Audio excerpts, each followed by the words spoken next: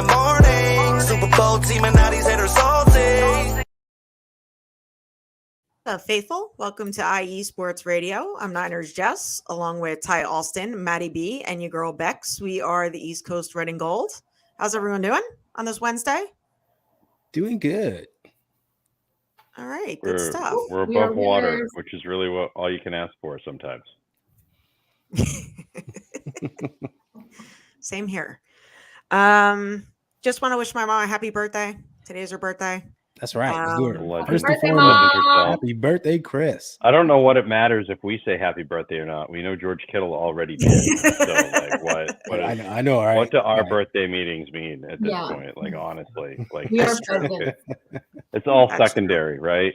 It's like when the other family relatives send you birthday cards and like, there's not $5 in it. It's like, oh, great. Thanks for thinking of me. Like, but that the other ones have $5 to $10 in them. And you're like, yeah, thank you for thinking of me. I was going to say it's more like waking up to the good morning text that you wanted to get. And then everyone else saying good morning or right. You got the good one already. You're just like, okay. Front burner. Or just like side burners. Yeah, exactly. Right. 100%. Great. Well, tonight should be a fun show. We got all these analogies going. Starting early. Not even barely 3 minutes in. All right. So, and we're off. Congratulations to our 49ers winning the NFC West, dominating the division. West champion 49ers, I believe. Yes. NFC West champion 49ers. Back-to-back years. Although we do play the Rams the final game of the season, we have a chance to sweep the division for the second straight year. But if we hopefully, I know we're going to win Monday. I know we're going to win against the Commanders, and then we maybe rest some people the last game of the season. What's your takes on resting and not resting?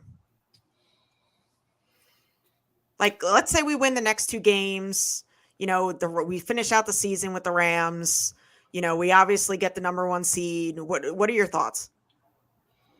My first thought is this is a team that needs some sort of like rhythm and like normalcy. So, like, you really don't want to give them 2 weeks of nothingness because I feel like they could come out rusty in the semifinal round. And we have seen that with a lot of great football teams. My thought is probably you play them in the first half, see what happens, and then most of your backups are going to play in the second half against Rams. Because hopefully at that point, as long as you win 2 out of the next 3, you've clinched the number 1 overall seed and you've clinched the bye week, right? But you also want to save these guys from themselves a little bit because if you leave them in the second half against the Rams just to get them some work, something not great could happen. You know what I mean? So it just seems to me to be like that would be how to play it. But I could see them playing it multiple ways. I could see them not almost keeping everybody inactive and coming out of ball of fire. But this team definitely needs rest. And they need a week of, not playing however many snaps on offense, however many snaps on defense, right? Like they need a week of that. So you can give them a week and a half, then you get a winner, right? You've been the guy who's preached all year. We need to win now. We play, bully ball. They need that bye week. They need that rest. Right? That's been Matt's mantra the whole season. But I see it as a double-edged sword, just as you alluded to. I think, too much rest could be problematic, but there are guys, we're starting to get beat up again. We've got this one's got a this thing and this one's got a that thing. And there's always going to be that. But I think a little bit of rest is going to be helpful, or having the luxury of go play. You want to play a few more reps, play a few more reps. Come on out in the fourth quarter.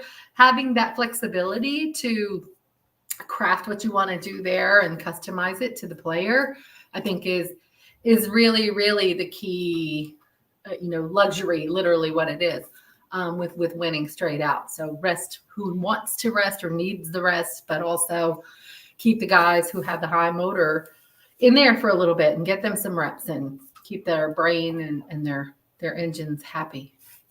Yeah, I'm definitely all for limiting reps for sure. I know some people have said, win the next 2 and then start Sam Darnold. I don't know if I'm good with that. Right. I know I know they need their rest, but I just, limiting reps is, I feel, the way to go. I don't think Shanahan would just sit everybody and, especially how light we are at defensive tackle. I mean, got to play somebody. Yeah. Didn't we just ship a guy out of here for not getting enough experience, playing, live football games and, really, regular season football games, right? So now you want to take an opportunity for Purdy to learn some more, right? Like, I don't think he's still in a position yet where you can really sit him for an entire game, just to sit him for an entire game because you felt like it was the right thing to do. Like, I still think he has more to learn.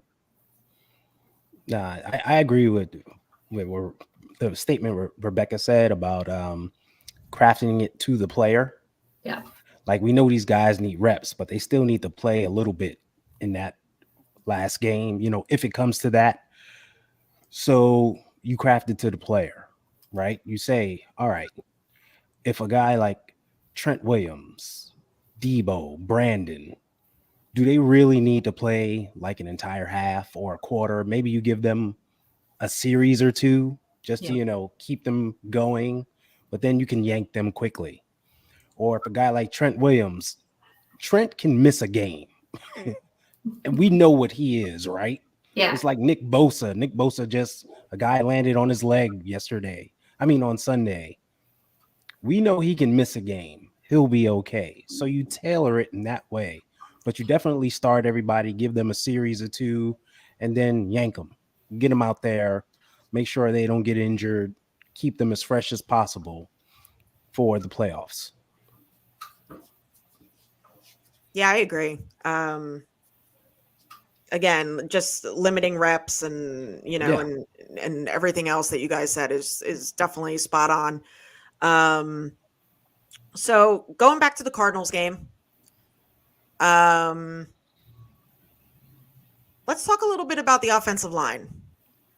They played really well. We actually ran at the right, through the right side of the line, and they allowed 0 sacks, which was great. Thoughts exactly on that? what you want. That's exactly what you want in a game like a game against the Cardinals, right? A team that's rebuilding but staying somewhat competitive. But they don't have a ton of pass rushers, and they've been really bad against the run this year. And Christian McCaffrey already hung a 5-touchdown game on him earlier this year. So, it's kind of good that everything kind of went down the way it did. It was like, oh yeah, we're still good. We're still good at running. Well, they outrushed us. It's good to get that offensive line going too, Yeah. Yeah. They actually outrushed us in that game. They outdid a lot of us. I'll talk about that side in a little bit. We're just going to talk about our stuff. We'll talk about our rushing defense in a hot minute, I'm guessing, because that's a whole other conversation. Yeah, but they ain't outscore us. So They did not outscore us. Absolutely right. They did not outscore us, but they had 2 rushing touchdowns on us. No, let's give the O-line their flowers first, though, because they did play extremely well, right? And this is one of their better games of the season for them. So you can't overlook that. And this is when you want the O-line to gel at this time of year. Like, play your best ball right now. Awesome. Let's keep this same energy going for the remainder of the season, right? You keep your quarterback 100% clean. Hallelujah. That's the holy goal, right? That's what we want. Keep it so he can actually see through his passing lanes, right? Exactly. Like, we're running to the right and left. Like, what you going to do? Defenses don't know what to do now. So, great game by them.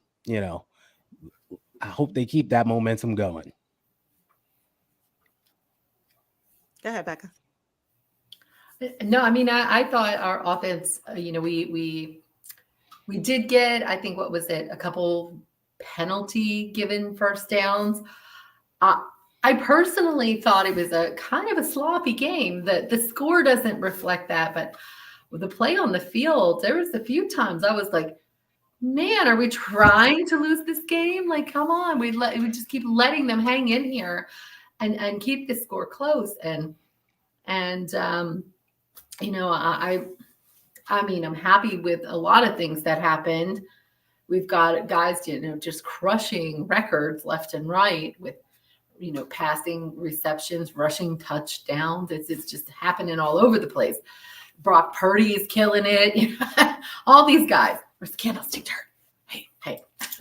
Everybody's doing their thing.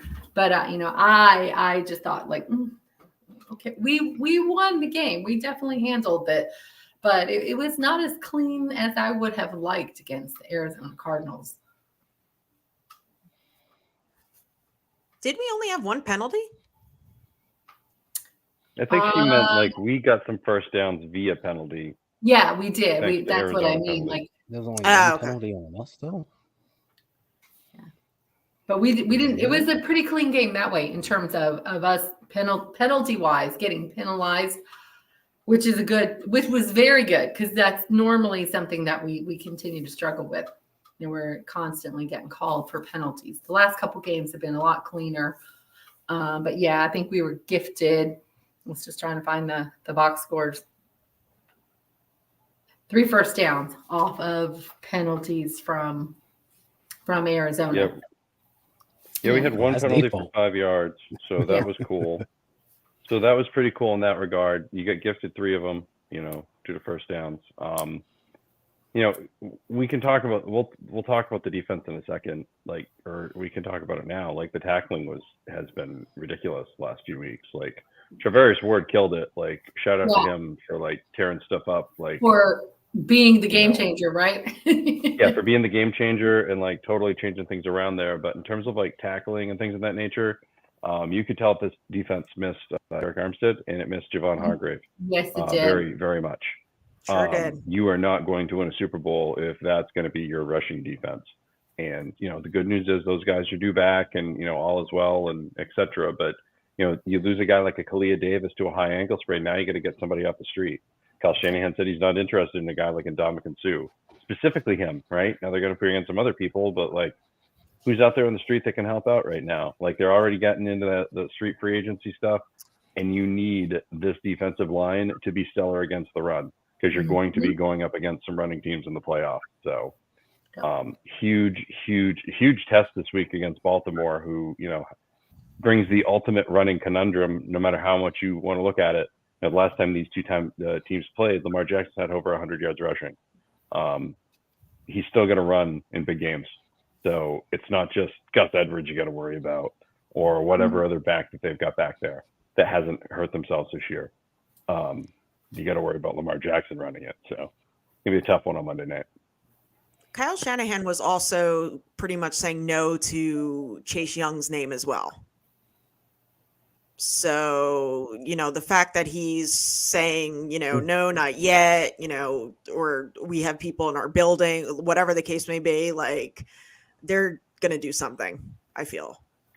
I would think so. And I would hope so. But like, and I understand the reasoning for Young, right? He's on another team.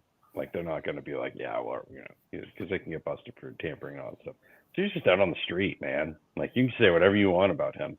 But if you look at the guys that they brought in for a tryout today, like, tell me if you've heard of their names before, right? Because I didn't. I was like, who? What? Huh? I'm like, none of those are Ndamukong Suh, right? And that's the type of guy that kind of switches it. You know, that old school Ted Washington type of guy that Richard Dent helped provide that. Ricky Jackson helped provide that in 94. A lot of people forget those guys were on the team in 94, but they were, you know, they were there. And Dolman ended up coming to the 49ers later on in his career in kind of a similar role, like just being there, that veteran presence for that one extra run. I just feel like a guy like that is kind of the difference. So, you know, if they think he's going to screw up the locker room or something, whatever, I guess. But, you know, I want all the best available players that can be on this team right now. All hands on deck. This is a 5-alarm fire. We're going on 30 years without a Super Bowl. It's ridiculous. Well, that's what a lot of fans are afraid of. How Sue is going to come into the locker room, and could he do something on like a key moment in the game, and and stuff like that. I mean, we're cool with that with Dre Greenlaw, though, right? Sue's been clean the past couple of years, though. Right. He hasn't been stomping on people and doing that stuff. Tampa and when he comes Philly. in, think about it. He's going to be rotational. He's not going to be out there every down to have Right. the opportunity to do something stupid. We rotate that line like crazy, except for Nick Bosa, of course. But those guys in the middle are going to rotate. And if Gravedigger and Armstead are healthy, then he's really not going to be out there a lot. So to just get him out there to just plug up some things every now and again, it could be okay. I feel like we rotate a little bit too much sometimes. Depends on what you're rotating, though. You know what I mean? Like if you're going from Armstead and Hargrave to Stu and Kinlaw, I'm cool with that, right? Because it's the same offensive linemen that they're going up against each time. They're not rotating the offensive linemen. So it's kind of like a tag team match. Like they're always tagging in the fresh guy. Mm-hmm. And if you have that rhythm and you're used to it, which this team is, I don't think every team can do this. Just like not every team can do the brotherly shove. Looking at you, Minnesota. Especially when you try to do it with like an Oompa Loompa behind the quarterback. Like I'm still unaware of how that. Some genius rocket scientist somewhere is like, get a little guy back there that'll step him over the top. That is not how that worked. That was not how that was supposed to work. You know what I mean? But to me, it works like that because then you're hitting them fresh over and over and over again. And that, that forces that offensive line to possibly hold a little longer than they're supposed to. So it gets called or gets a hand to the face, or they just blow a coverage completely because the other two guys are fresh and they stunt right. And they're communicating well. Hargrave and them are going to communicate well. Hargrave and Sue played well together last year on that line. I'd like to see a little stunt action with them up the middle, and then Chase Young or Nick Bosa is going to hit you from behind. Like they could just have a race with the four of them to see who gets to the quarterback faster. I would not want to be the quarterback in that scenario. So there's so many options they could do if they decided to grab that, but you got to go for it. You got to want it. Like you've got to get the best of the best that's available right now. So CarCast probably like once a month. Yeah, once a month CarCast. So stay tuned. Yeah.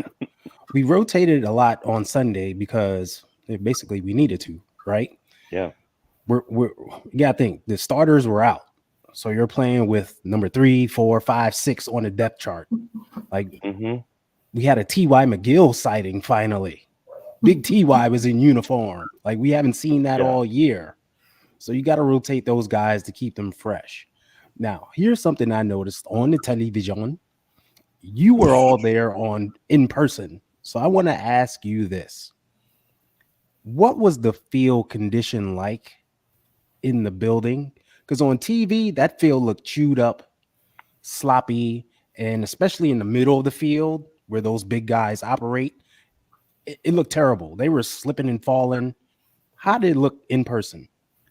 I thought it looked kind of crappy. Okay.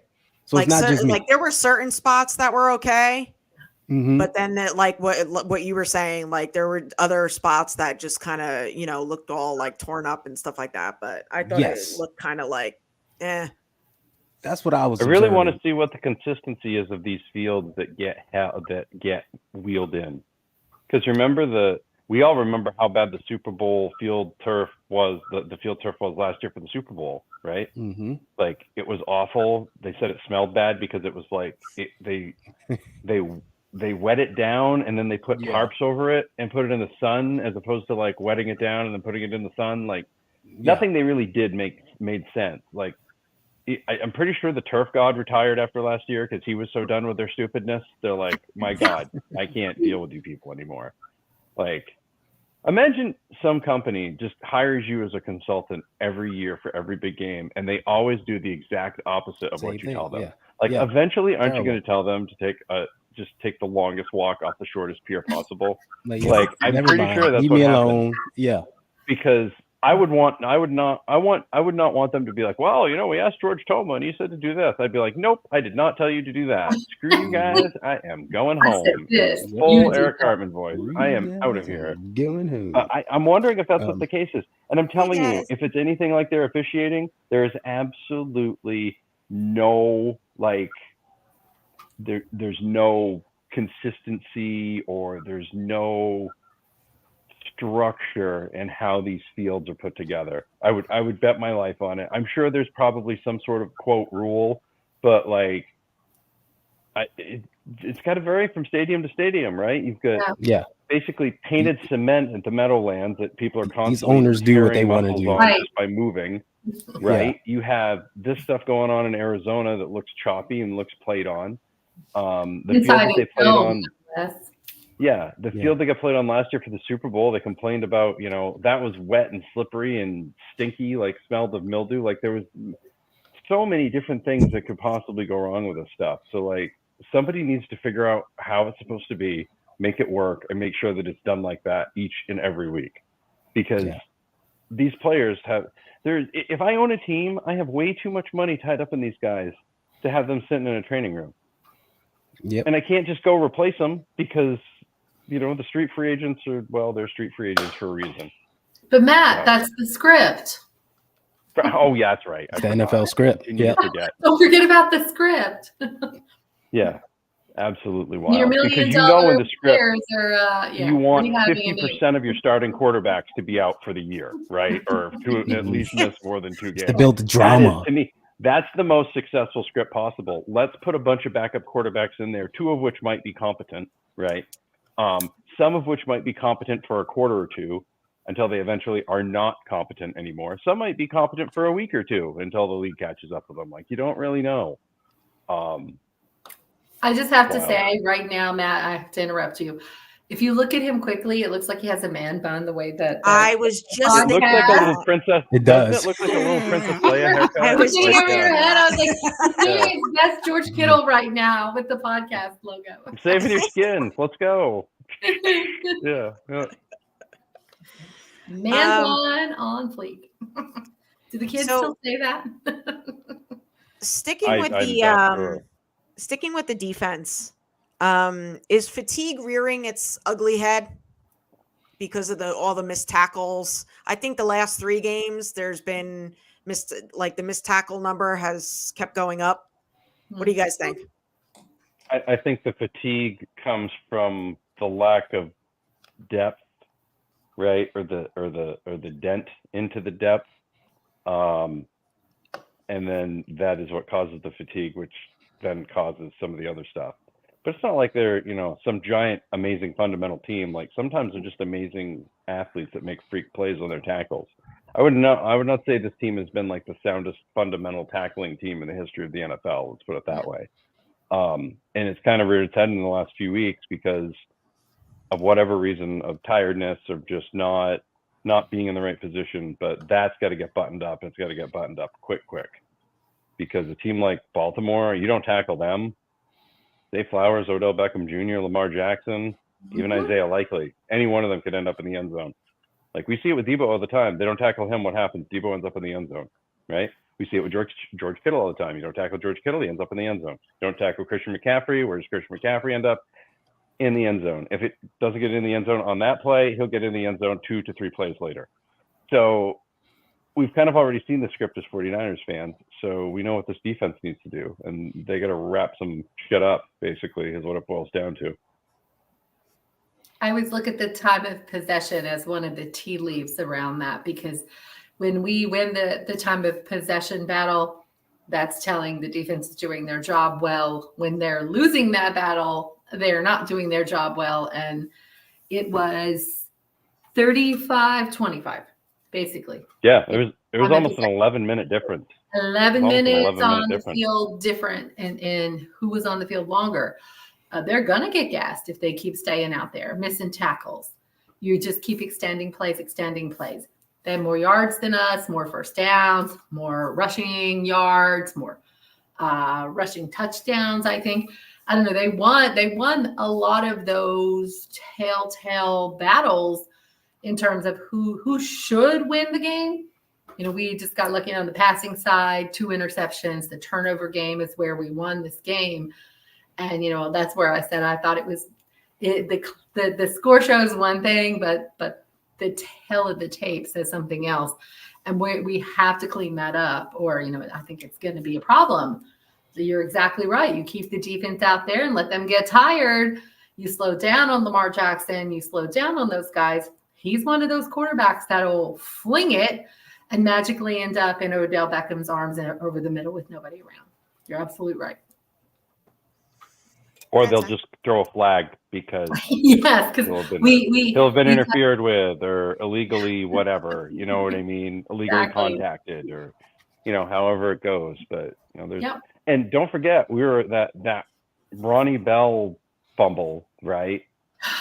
And as Ty put it, why we are putting anyone back there with the number 10 to return punts is absolutely a crime. New rule. It's a kiss of death. That's what I said. Like, take the number away. Just stop it. Stop it. Stop it right now. The curse of Kyle Williams is never going away. But yeah, that was the luckiest play ever because that's a 7-point swing. Like you're 7 points away from giving up over 35 points to the Cardinals. Ooh. Yeah. Right? Like that's hold up. I gotta interject. Hold up. Time out. First of all, that last minute garbage time touchdown, that shouldn't even calculate in your minds. Their number one offense against all of our backups in the last minutes of the game, that really doesn't give you, a view of what happened in the game. The score was really 45-22. They were on their last drive. Mooney Ward gets the interception, shuts it down.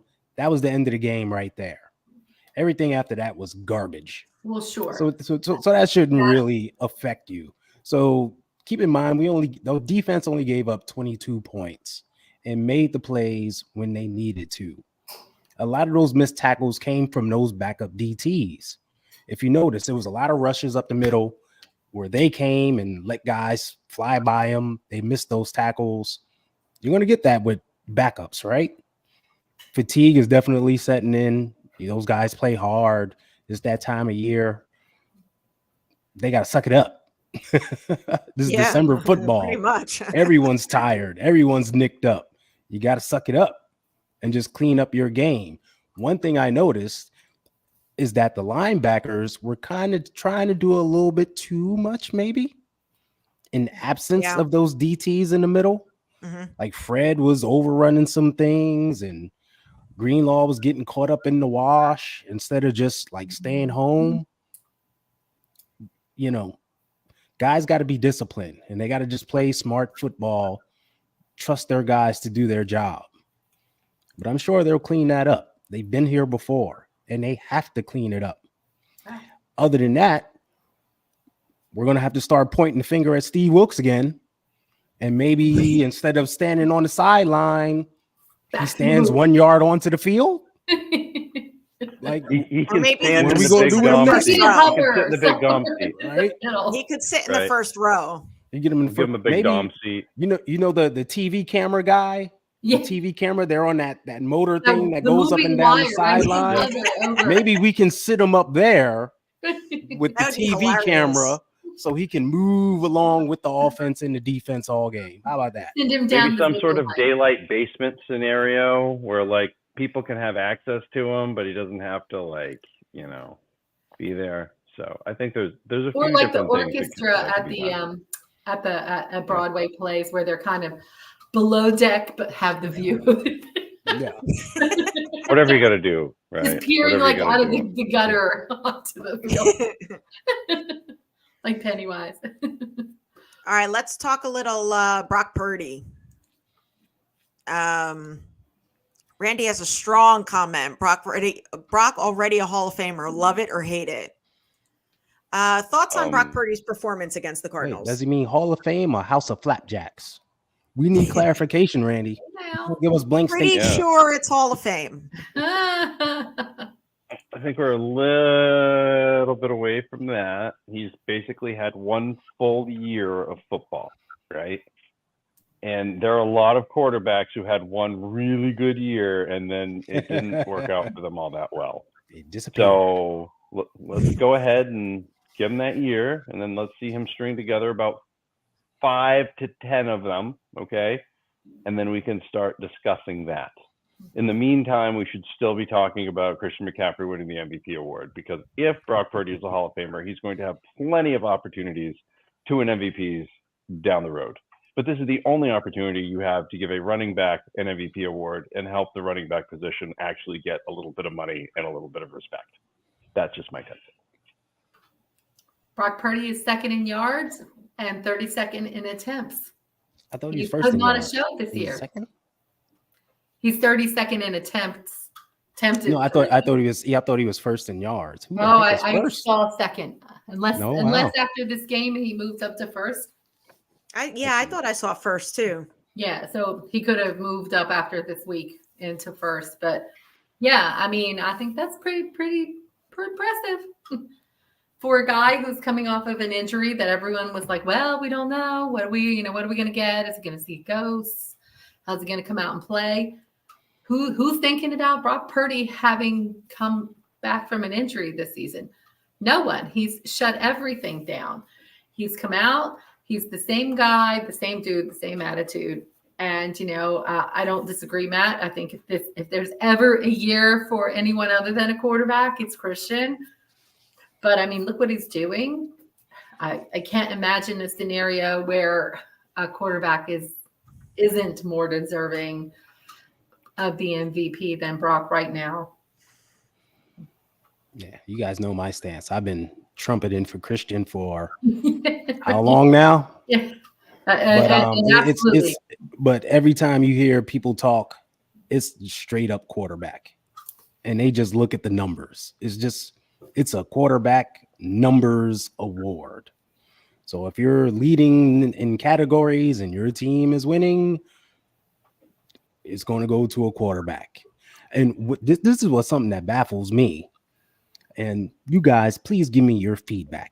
For the last 5-6 weeks, month and a half, we've heard the MVP race has been Jalen Hurts, Dak Prescott, Brock Purdy. And on the bottom, in the fringe area below them, CMC and Tyreek Hill was mentioned. Yeah. Right?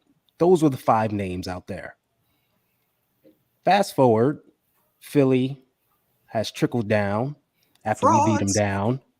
Frauds. Cowboys are the Cowboys. We saw the performance they put on Sunday. So Jalen Hurts has now, fallen from grace in the MVP talks. Dak has fallen from grace in the MVP talks. Now all of a sudden, out of nowhere, Lamar Jackson is in the MVP talks. Right? Where did that come from? His name was never mentioned at all. And then out of the blue, it's like, well, Lamar he's in contention for MVP. Where'd he come from? Ooh, I can tell you, teacher. Can I tell you. Okay. Give me your answer. Bryant put it down in the comments. The MVP has somehow silently become a QB award. We understand that. QB to win the MVP. Mm-hmm. It's mine. So here's what happens. Who's the number 1 seed in the AFC? Oh, it's Lamar Jackson. Oh, Lamar Jackson's had a pretty good year. You know what? Lamar Jackson should be the MVP. He's won it before. That's the way it goes. He would be winning it in a completely different way. What a great story. We love Eric DeCosta. Oh, let's go Ravens, right? That's why. That's exactly why. It's easy, right? And if he loses this week, and the Bengals win this week, get ready, because you're going to hear, what about Jake Browning? What about Jake Browning? I know, right? Right? They're going to just start throwing names out there. Well, what would be a great story? And it's just, what about Josh Allen? Josh Allen bringing the Bills from the 11th seed all the way to the AFC East title. I'll tell you what, his soccer club is MVP level good. If Tyreek Hill has a big week this week, I tell you, he's going to be the guy that everybody says, well, look at that. Because Tyreek Hill reminds me very much of Christian McCaffrey. It doesn't run it runs, but it doesn't run right without them, right? Like, yeah, they won 30-0 last week, but Robert Saleh decided, I'm just going to go ahead and do a fake punt for my own 30. Seems like a wise decision, Like, I don't know what that might have been the worst coaching decision I've watched in, trying to do math, please hold, 38 years of watching football, and I have seen, All right. I Your phone has a calculator, I have seen some things and that have made me question like what I'm doing in my life and like why I'm doing anything. But that's kind of what I saw in that case. But yeah, that's why Lamar's there. It's just whatever they can do to give it to anybody but like anybody but a 49er. I don't think it's just so much Brock. It's like, because what they've tried to do with this whole thing with Brock and CMC as well, we don't even know who to vote for. Is it Brock or is it CMC? The quarterback himself says you should vote for CMC. Mm-hmm. Steve Young says you should vote for CMC, right? Jerry Rice says that, right? Yep. Those are three that I've seen that say that. Whatever. It's just nobody ever wants to give the 49ers any awards. That's why you just got to go out and win Lombardis. Then they'll start giving you awards. Yeah. So is CMC going to pass Jerry Rice for the single season touchdown? Yes. He needs 4. Yes, but there should be an asterisk. And not be for any other reason than the fact that Jerry Rice did it in 12 games. Yeah. 12. Like there's no asterisk either. That year. Yeah, we're giving McCaffrey that's what it should 17 say. games to do it. Yeah. And it's 12. And it's awesome. And it's great because in this era of football, most running backs don't get that many touchdowns. So shout out to him for getting it, especially in this era. It's great. But I don't know. Jerry Rice, 12 games, 22 touchdowns. Holy crap in a bag. Like, you don't beat that. You can't. You talk about being on fire. Yeah. Randy Moss in 2007 didn't beat that, on the right? Warner Family Podcast, Jerry Rice about it. Did you see that? Yeah. Mm-hmm. What a classy guy. He's like, records are meant to be broken. And if that's what happens, then good for him. I'm here for it. Rather than being in any kind of, I'm sure he's like, look, I've got a lot of records. I can spare one. Yeah. That's what he said. I got a lot of them. He's like, I got a lot of them. I share one. I don't think anyone's ever taken the all-time receiving record from him. That's what I'm saying. Right. Some won't be broken. No. Even in this day and age, like you basically have to play like Cooper Kupp did for 2 or 3 years, and then you have to do that for 23 years total. Exactly. 23 years, right? Exactly. It's insanity. Yeah. But I think he'll get it. He's phenomenal right now. Yeah. And the way he's just setting guys up and getting them open and what Kyle's using them for, it's magical to watch. Because ultimately he ends up open in some of those situations, and they finally used him in the slot the other day, and that was a pretty slick play. Like you hadn't seen him in the slot that much recently, and you did. I mean, if you decided to move him just a slot receiver and run him out of the jet sweep all the time, like there could literally be a game where they just say, you know what, we're going to run Debo as a tailback all game, or we're going to put McCaffrey as the slot back. And I honestly think they could probably screw somebody's whole day up by doing that, right? Just completely blow it out of the water. And they'd probably be successful. Yep. Suck a little Debo. Debo's stringing together some nice games for us. Thoughts? Go ahead, Becca. Yeah, I mean, I think you see a different attitude coming into this year. You have all year. He's starting to really, not starting, but has been coming into his own, and he's getting himself open, making plays, and doing what exactly Debo said he was going to do this year. Debo's playing Debo's game, and he's bringing the attitude. What did I say the last time? If Debo's going to talk the talk, he better walk the walk. He is walking the walk, lights out, and that's good for us. That's 100% good for us because I think he energizes everybody else. He's coming out there talking his game and backing it up, and then everybody else around him is like, "Oh, let's do it!" Like they're off of that frenzy a little bit, and I think it's great. I think it's great for the swagger and the confidence going into these last few games and into into the playoffs. So yeah, go Debo. I'm here for it. Maddie looks like he has Mickey ears now. Depending on his position, he'd go from man bun to Mickey Man ears bun to Princess Leia. Mickey Mouse. M-I-C-K-Y.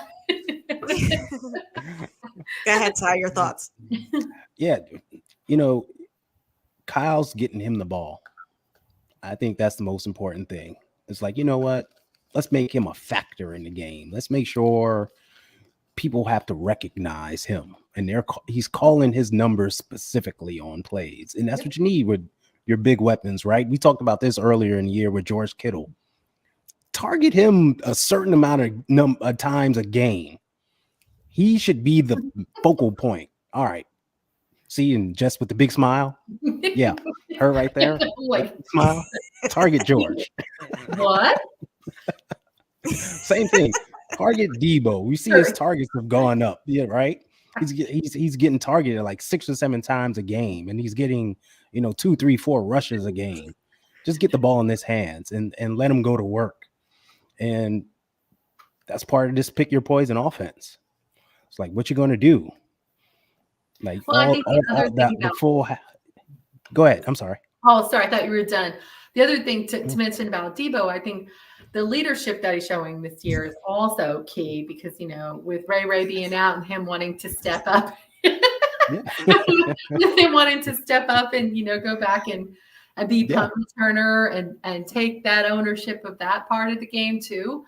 I think, Kyle challenged him. He rose to that challenge a little bit and took that feedback that they had with his performance to heart. Debo's come in ready to play lights out, and Kyle is now, giving him his opportunity. And Debo is earning his stripes, taking every chance to just show up and show out. So hey, again, good for us. Go, Maddie. It's amazing what happens when you prepare for the season and the off season as opposed to worrying about your contract, right? I mean, he said in the off season that's pretty much what happened to him last year, and it took him a long time to get to where he needed to be, and he never really got to where he needed to be last year. So he comes in this year focused, ready to go. He knew he's done his homework.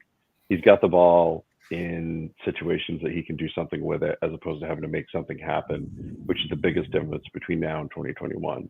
A lot of people forget 2019 in the first half against the Chiefs, he was basically the dude, and then they just stopped giving him the ball in the second half for some reason. I don't know why, but if you want to win things, you need to make sure that Deebo Samuel's getting the ball plenty, whether you're handing it to him, whether you're throwing it to him, whether you're screening it to him, whether you're, having your backup tight end throw stuff, which I'm seeing way too much of this year from teams. Stop getting fancy, you morons. Stop it. Just because you don't have a quarterback doesn't mean anybody on your team's any better, right? Like, you can't hold open auditions. This isn't idle. So, just stick with what you know and kind of go from there. You know what I mean? Like, and he's crushed it, and he's definitely taken the next level. It's almost muted Brandon Ayuk a little bit, not out of any fault of Brandon Ayuk himself, but like,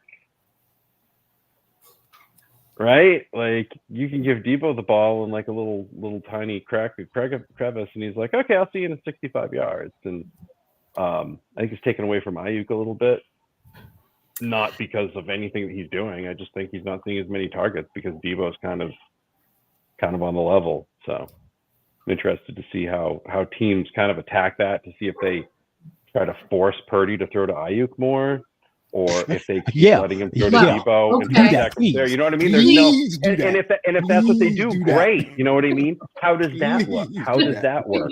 There's so many ways to try to attack this team, and I just want to see how people do it, because I don't know what's effective. It's a tough one. It's a real tough one. So, Team Cali, welcome to the show. Yeah, welcome. Thanks for the sub.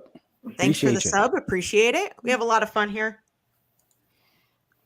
Yeah, man. If a team wants to go, you know what? We're gonna double team Debo, leave Brandon Ayuk 1-on-1. That's dangerous. I think that's the winning game plan. Thank you. Okay. Thank you. Thank you very much. We'll zone them up, Where right? do we send the thank you? I know, right? Where do I send 12 my and a half thank you yard out, card? 12 and a half yard out, 12 and a half yard out, 12 and a half yard out. Stop me anytime, right? It'll just shoot. So We saw that'll be how it is. Just the Bucks game where they wanted to We forgive you, single Jameson. up on Brandon Ayuk. Oh yeah, yeah. Do that. Welcome anyway, dude. yeah, Jameson was very concerned that he was late. Just a reminder that Planet Jerky premium brisket beef jerky is no brisket jerky with no gluten, with a bunch of gluten-free options, no MSG, no sodium nitrate, and is low in sugar and high in protein. You can find out more online at planetjerky.net. That is planetjerky.net. And of course, you can find out more about us at iesportsradio.com/East Coast Red and Gold for all the things from IE Sports Radio, including the Hall of Fame and Call of the Week and all that fun stuff. Check out all the shows and content there. Yeah, Ooh. if you need any last-minute stocking stuffers, go on planetjerky.net. That's right. Don't be late. I did. Order now. Drop ship. Boop. Done. There you go. Game balls. I mean, Mooney Ward, Go of ahead, course, right? Like, goodness. Oh, I'm sorry. I thought you. No, you can go. Well, Not answering the question, about him. not waiting her turn. Well, I mean, it was a big pause. I blame so it I on was like, that. all right, is she just waiting on somebody to go? Go, Ty, go. Now I got one for Demo on defense. He was all over the place. Supportive in the run game. He was the guy that tracked down Connor after that big run. Yeah, he was all over. I don't know when he hurt himself. Hopefully it was just at the end, but he had a heck of a game, I thought. So I got one for him on the defensive side of the ball. And then on offense, I gotta give one to Brock. Brock was just dealing. And man, once again, this confirms that in that NFC Championship game, had he not gotten hurt, he would have torn up that dude's defense.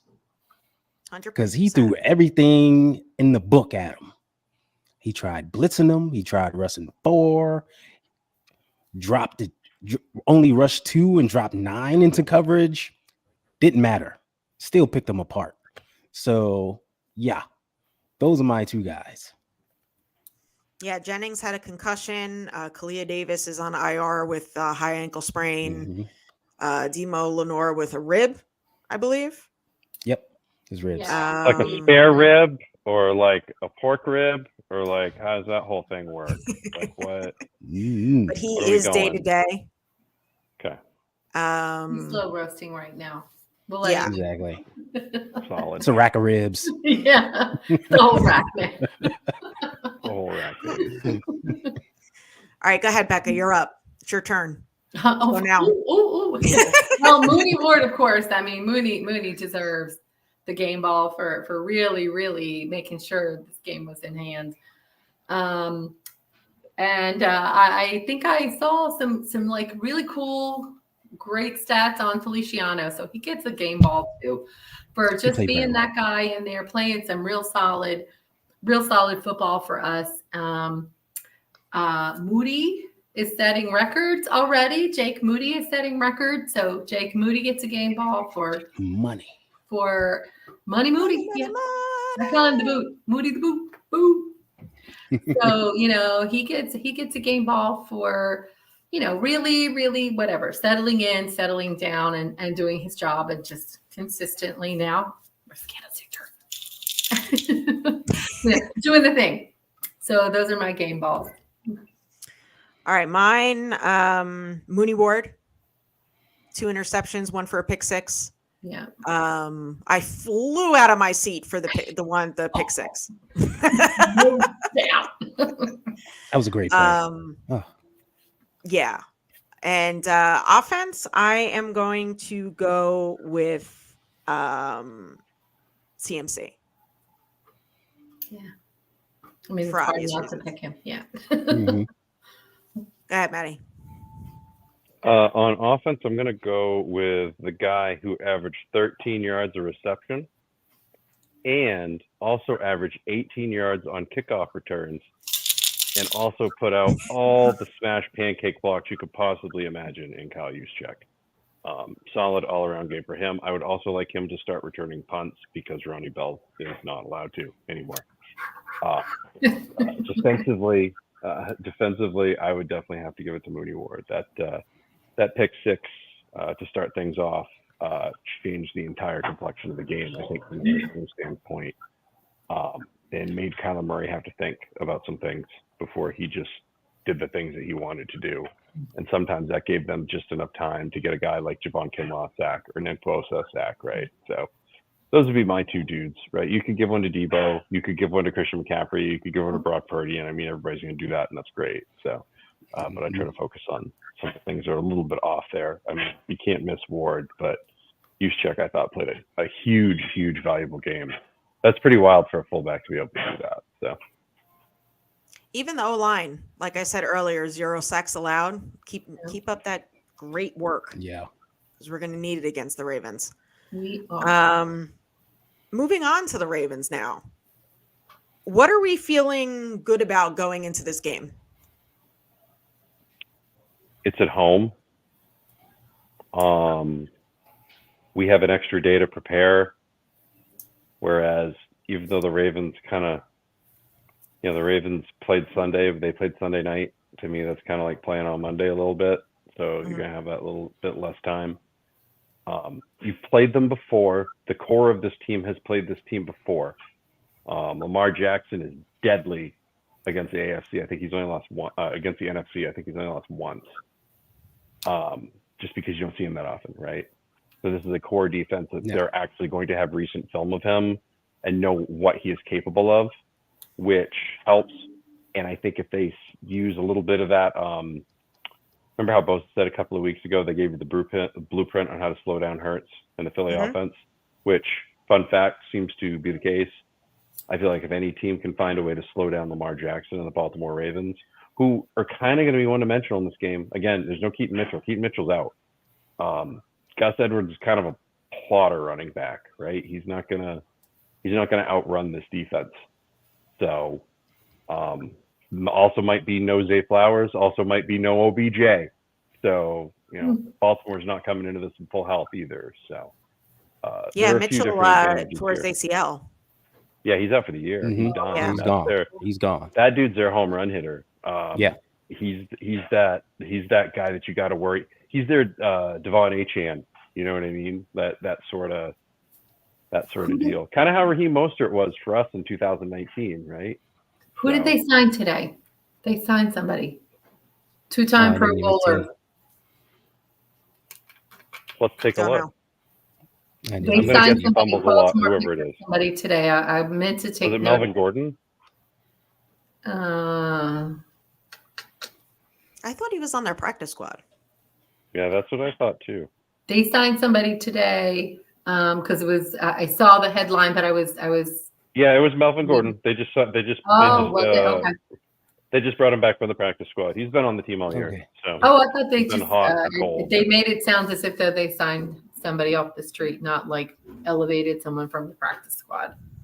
Yeah, it's weird how they can do that, right? They can make it sound like it's such a big deal, but in reality, Gordon's been with them all year on their practice squad. Ravens signed 2-time Pro Bowler to the team, and I was like, I gotta look at that later. I forgot. Exactly.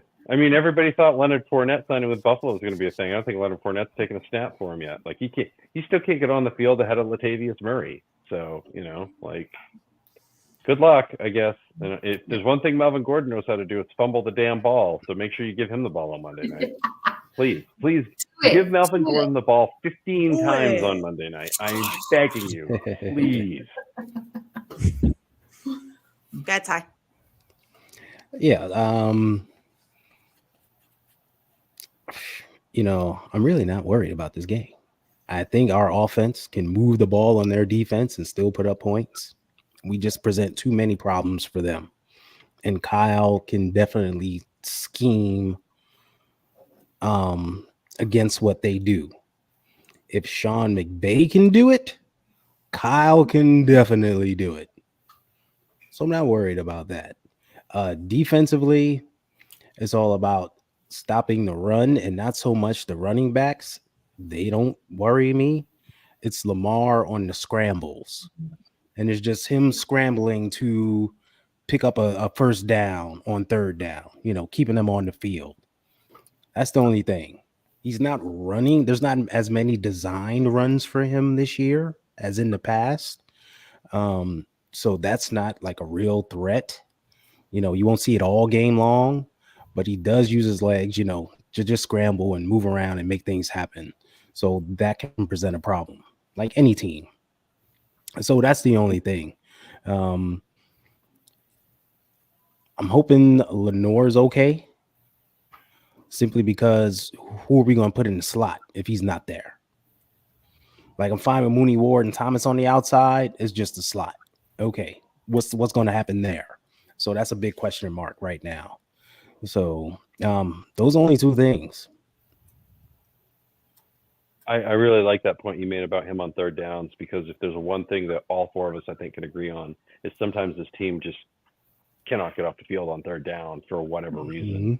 And this is It's one of those actually like games. exhausting the amount of times that they've stayed on the field for so long. Or they make it third and short after it was like second and a mile, right? Yes. Exactly. You Exactly. lose Yeah. it in your mind. They make it. This is Lamar's the perfect quarterback to do that and create those problems, because you're like, I had him, and now he threw it to Isaiah Likely for a 15-yard catch, right? Yeah.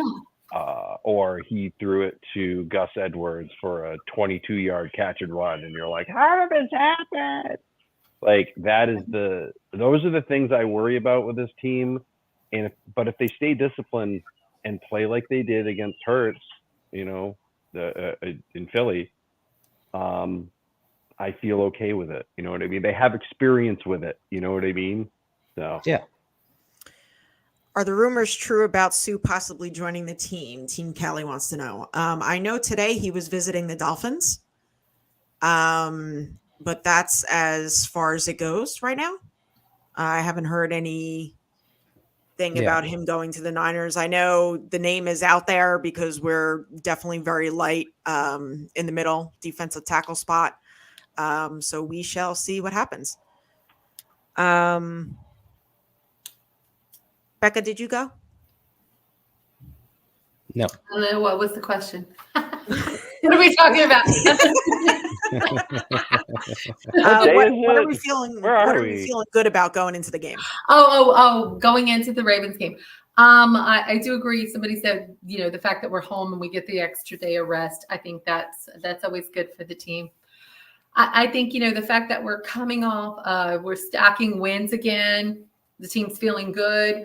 They got a little humbled by those losses, and I think they put their head back into the business aspect of it. You keep hearing them all say, yeah, it's great we won. We got a free hat and a shirt today, but that's not what we're here for.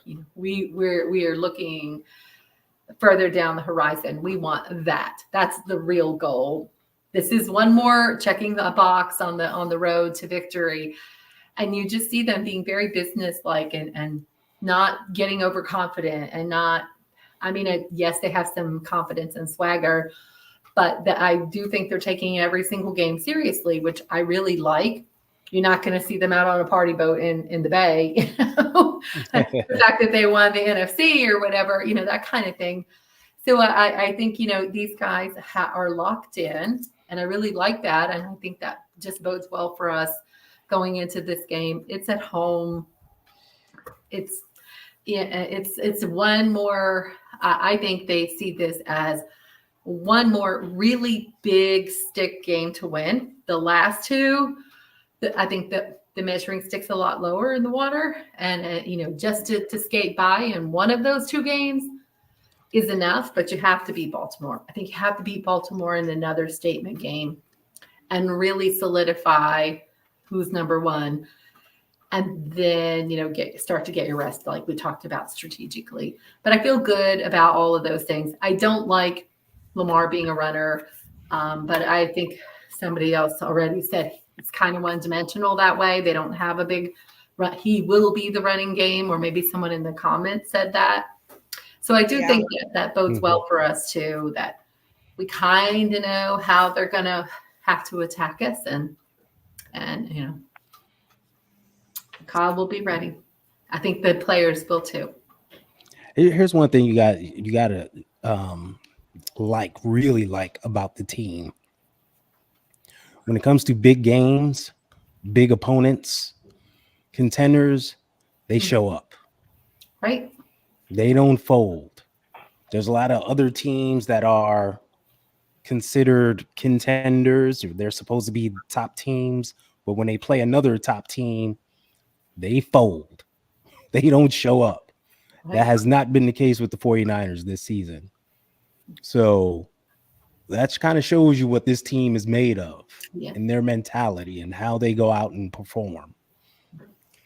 Levi Stadium will be rocking. Most definitely. It's Christmas night. I know some people who will be there. Yeah, I do too. I just think that, obviously the team knows what's at stake. Like Becca said, yeah, we got the hat and t-shirt for, the division champs, but I want the real hat and t-shirt, the Super Bowl. But you know what? I want a bye-week t-shirt. Yeah. Right. Yes. At the end of the day, the Super Bowl t-shirt too, but I also want a bye-week t-shirt that says I got a bye week and all I got was a stinking t-shirt, right? Like whatever.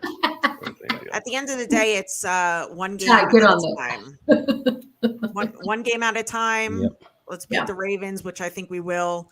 Turbo Duran has a quick question. Who do we have for a Thursday night football game? Saints or Rams? He I needs help actually with his also pick'em. have the Saints. Yeah. Saints. Mm-hmm. Where they I would really like the Saints to get the Rams eliminated before Week 18, because then the Rams won't even want to. Then the Rams won't even care what they do in that game. Yeah. Well, the Oh, we Rams have are a I also fighting don't want to for see the Rams in the playoffs. playoff contention. Right. Yeah. It takes them out. Yeah. Yeah, get them out.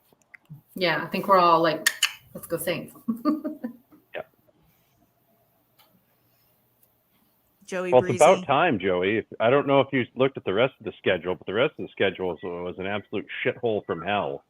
So, East Coast, West Coast, number 1 seed, number 2 seed, Right. this, that, and the other. Like, they were all over the damn place. So it's about time they actually get, like, a couple of home games and a semi, like, in a team that has basically quit right now in Washington. So shout out to the Amazon AI schedule makers who made that happen finally. So some sort of Shout out to favoritism finally went AWS. the 49ers way. Yeah. It's about damn time.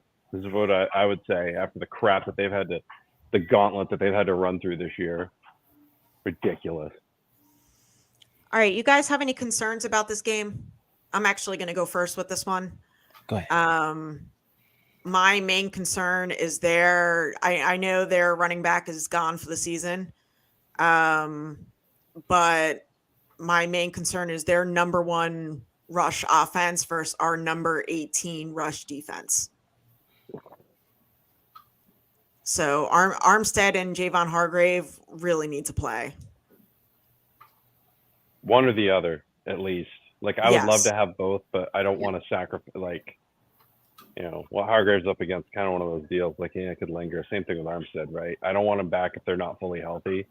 But that does concern me. But just the way they use Jackson concerns me, because if it breaks down, they have no problem just saying, F it, Lamar Jackson's our guy, right? So, if they can shut him down, great. But, great players do great things. So he's either going to look, this is a great opportunity to watch Brock Purdy and CMC versus Lamar Jackson, right? Probably whoever wins this game and looks the best in it is going to win the MVP award. This is like setting up WrestleMania, right? And you've booked it all the way through. You've got all your people, right? You've booked it up. Your top guy versus your top guy versus your top guy. So basically, whoever plays the best, I think, out of those 3 is probably going to end up being your MVP favorite rolling down the stretch. And I think if Lamar goes in and beats them, that's going to be the case. And then the next narrative you're going to hear is, well, the 49ers are great, but they lost to Joe Burrow and Lamar Jackson at home. So how are they against great quarterbacks, right? And then people be like, oh, Dak Prescott and Jalen Hurts aren't great. Well, are they? Are they as good as Burrow and Lamar Jackson? I don't think so.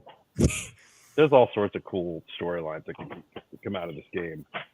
I would just prefer that the cool storylines that come out of this game are the ones that come out from the 49ers winning. But watching them lose to the Ravens just brings back PTSD that really none of us should have to deal with. Good, Ty. Yeah. Injuries, the only thing that I'm worried about. Just injuries, right? Just weird injuries are suddenly popping up and rearing their ugly heads. So I'm just worried about that. Everything else I think will take care of itself. I'm just real confident in this team. I think they can get the job done week in and week out. If they don't beat themselves, we're fine. So just go out and do what you do. Yeah, Becca. Yeah, injury is always, I think, the big one. That was going to be my answer to that too. Is, we saw Nick Bosa get stepped on, and Brock went down with a stinger, like little things that could have been something else, but luckily weren't. So I think we just gotta keep the healthy streak going and get some of the big guys back. I do agree with Armstead and Hargrave needing to play. I think that's going to be a big factor, one or the other. Hopefully, they're back if they're able, because I think that helps them to get game ready for the long stretch. But I other than that, I just at least pass coverage seems to be playing pretty freaking well. So if that's their only game, then so far the last few weeks we've tightened that up. So I hope that injuries and penalties stay away. Those are the two big things. We should know something tomorrow on Hargrave and Armstead. Yeah. I think they practice tomorrow. Yeah, there was no like real injury report today because they don't play until Monday night. So yeah, Right. even though So, some of the yeah. other teams had like injury updates and stuff today, those are the teams that are playing like Saturday/Sunday. So. Exactly. They'll practice tomorrow and we'll see whether or not they're on the field or Yeah. even if they're even there practicing on the side. Or limited, right? Exactly. I think Yeah. limited's even a good sign for them. Right. Yeah. limited is definitely a good sign Definitely good. for sure. X factors on offense. Maddie, go.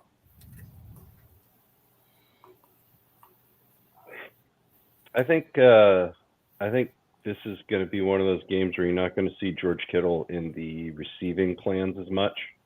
I think this is going to be a very rock'em sock'em robots kind of game. I think it's going to be offensive line versus offensive line, defensive line versus defensive line both ways. So I think you're going to see a lot of Kittle kind of like doing a lot of inline blocking. I think an X factor in this game, to kind of go back to my game balls, is going to be Kyle Juszczyk. These are two teams that both know how to utilize the fullback on special plays, specific plays, and red zone plays. And I could see some ridiculous battle of Pat Ricard versus Kyle Juszczyk breaking out, right? Just because that's just kind of how these things sort of go. They're veteran players in veteran games. So that's what I'm thinking. I'm thinking the fullback and the offensive line to me are the X factors, and the health of the defensive line. Will one of those guys come back to help this rushing defense and to help contain Lamar Jackson?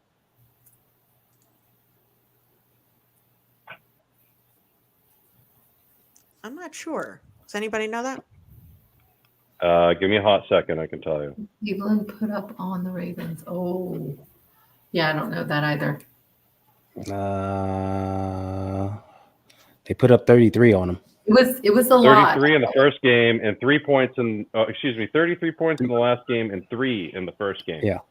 So, I mean, to me, that's Yeah. that's an average of 18 points a game in 2 games against the Ravens this year, right? So, however you want to do it is however you want to do it. And this Ravens defense to me is not like their 2000 or even their 2012 version of defense. It's not that elite level, but they do cause turnovers and they are a pain in the ass. So they cause turnovers. They're pain in the butt, but they can get got. Yeah, They got troubles. Like they don't stop the run that much, and they can be had in the passing game. And I don't think Marlon Humphrey or any of those guys can guard Brandon Ayuk. That's why he's my X factor on this one. I think this is one of those games like the Bucks games where he can go off. And with CMC and Debo doing what they've been doing the past couple of games, and Ayuk has been like kind of the quiet man. They'll go into the game saying, okay, let's focus on 19 and 23. Meanwhile, 11 can go off. So he's my X factor in this one. Yeah, I think I'm going to go with BA as well. I could see that. He's due. I'll go with Debo, but yeah. It's not like he's not putting forth the effort, right? He's still out there blocking and tearing. He's not doing the same BS that, Deontay Johnson and George Pickens are, where they're not blocking on plays and they don't have the ball, right? Like he.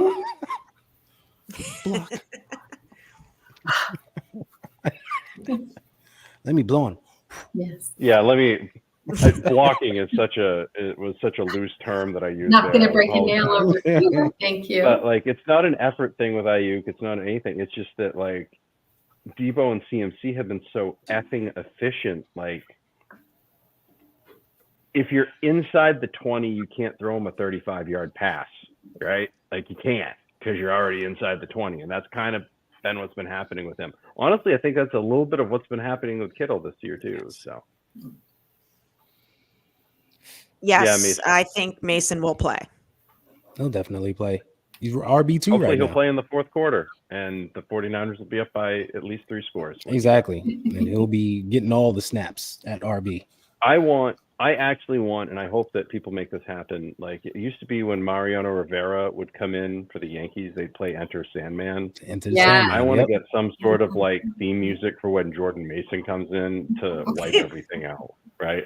Like the Jaws theme, or I don't know, Thanos from Infinity War. Like it could be literally anything, just to be like, hey, I'm here to basically decimate the rest of this game. And I feel like when Jordan Mason comes in, that's it. Like that's the victory call, right? That's a wrap. X factors on defense. Go ahead, Ty. I got Nicholas John Bosa. I think this is one of those games where you could just let him loose. Just let him do his thing. Go get Lamar. We need you to go get him, son. Just pin your ears back, go get him. Like we've been kind of holding them back. Don't rush too much. Don't do this. We need you this one. Just go get him and go do you. So I'm picking him for having a real good game. I'm going to go with the other end, Chase Young. Go ahead, Becca. I'm going to stick with Moody. Mooney Ward is, killing it right now. So I think he's going to keep it up. He's going to need to. Maddie? Jair Brown, 5 solo tackles last week. Cool part about Jair Brown is you're not hearing a lot about him, right? Yeah. You know what that means? He's doing his damn job exactly the way you want. Yep. That's right. He's going to have to keep an eye on Isaiah Likely Jersey this boy. week. Yep. Not only is he going to have to keep an eye on Isaiah Likely this week, but my guess is he's probably going to have to spy Lamar Jackson on occasion as well. I tried to mix Jackson with occasion there, and that didn't work. So professional tip, don't try to do that. Don't try that at home, folks. That is the X factor for me on defense. If we can continue to not know he's there or only know he's there when he makes a big turnover, then it will probably be a successful week. But so far, so good with Jair Brown. Yeah. I think they'll use Fred to spy on Lamar a little bit. Not all the time, but Wilkes will pick his spots. Yeah. And, like Rush and Fred, you stay home, spy on them. Mm-hmm. If you don't see Fred dropping back a whole bunch and you staying there just kind of looking at Lamar, we'll know.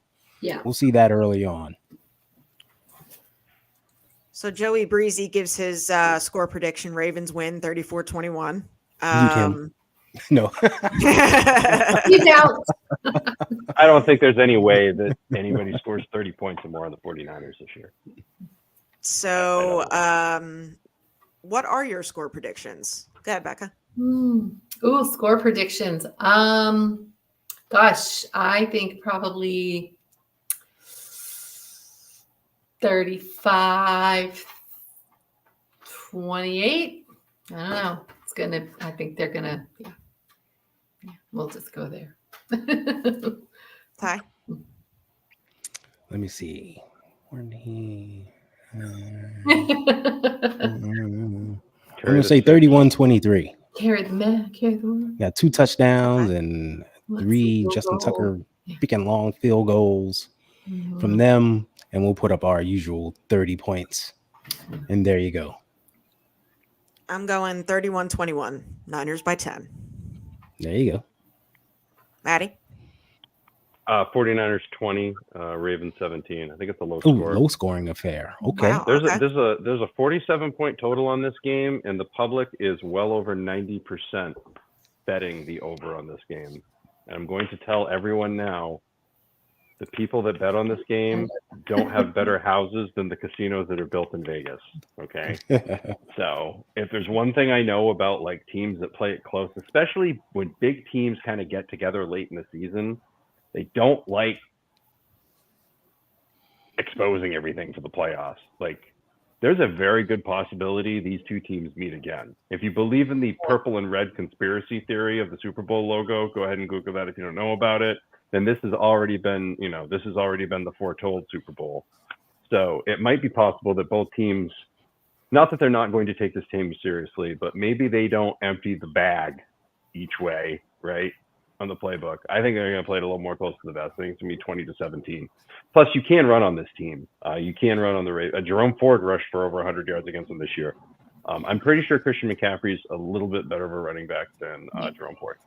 So also he's a hell of a lot more of a threat out of the backfield.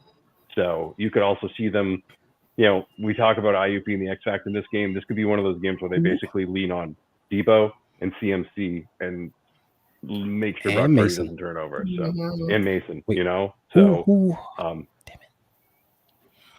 Go ahead. Who's the guy? Sorry, I'm scrolling up.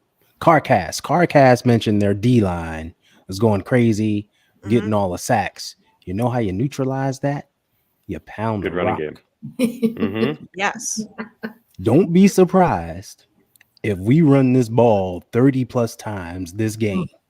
And haven't had one of those this year, have we? If Kyle comes out and just plays bully ball and you see run after run after run after run after run, and you're like, run, throw the ball, and Kyle just sets him up for a shot, right? I'm going to run the ball 6 straight times and then hit him with some play action stuff, up top. Like this could be a definite bully ball game. I just see it in prime time. It screams it because that 47-point over under, people like, man, Lamar's gonna tear it up, and the Niners score 30-something points a game. It just reminds me of that Giants 49ers game. Yeah, Giants 49ers game, 91. They're supposed to be undefeated. They each ended up having one loss going into Monday Night Football. I think the final score of that game was like 9-0, 9-3, something like that. Yeah, it was like sometimes when two really good teams square off, they just stick to the fundamentals, like Ty said. They just run the ball, and they run the ball, and they run the ball. And if you run the ball and you run it successfully, even if you run it just for 3 yards a clip, you're going to keep that clock running, and you're going to keep the chains moving. So 20-17 Niners for me. Good stuff. All right. Shout out to everybody in the chat. You guys were awesome today. Don't forget to like and subscribe. How about we go to that hurry up offense and the 2-minute warning?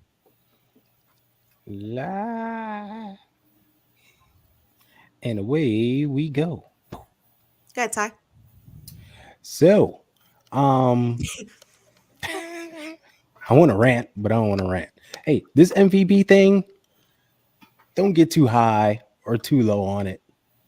because that's not the goal for our players. I want to see one of our players get the Super Bowl MVP. That's the MVP award we should all be focused on. Just keep that in mind. Maddie? I can second that. I, however, don't have a bet for anyone to win Super Bowl MVP right now because they didn't offer those futures. And I do have a semi-decent amount on CMC. So I will continue to bang the drum for CMC, but also running back should be paid too. So also I don't even think Brock Purdy gets anything extra for winning MVP. Like, I don't know how that is in his contract, but like, if he wins MVP, like, does he win 50 grand or does he get nothing? Like, or is it like, hey, way to go, we'll get you on that on the next deal? I don't know. Gold star on your chart. I was gonna say gold watch. Get the old gold watch. Yeah. Gold watch. I don't know. It's crazy. And like, does he have to buy stuff for his offensive line if he does good? Anyways, I'm bogarting this entire 2 minutes. But SFB 13, I have somehow managed to get it into the semifinal round. So if you're really excited about that sort of stuff, keep trucking along. Just look for the Niners Northeast crew on there as we continue our march to Charityville for that stuff. And I hope everyone has a really, really good holiday season this weekend. Yeah. Merry Christmas to everybody. Again, shout out to everybody in the chat. And yeah, I agree. Team Cali, Bosa, Randy, Farrell, and Young need to have a great defensive game. And let's beat the Ravens. Let's, it's Christmas. Let's give everybody a nice Christmas gift. Let's get a dub on Christmas Day. Go Niners. Go Becca. Thanks to the Arizona faithful for an awesome tailgate party out there this weekend. Eric Armstead, congrats on the Walter Payton Man of the Year nominee again. CMC, Feliciano, Moody, Purdy, everybody, pick your poison. Everyone's shattering records, playing top-notch ball. They all deserve Pro Bowl nods, so don't forget to vote on those guys. And have fun at home watching. If you're going to the game, have fun on Christmas. If not, happy holidays and Merry Christmas. Watching football Christmas morning. So go Niners and let's beat the Ravens. Let's do it. And we will see you next week. Like, subscribe. Go Niners. Go Niners. And of course, for the upstart 49ers, they're 6 yards away from Pontiac. 3rd and 3. We'll see a pickup sometime on the right side, possibly. On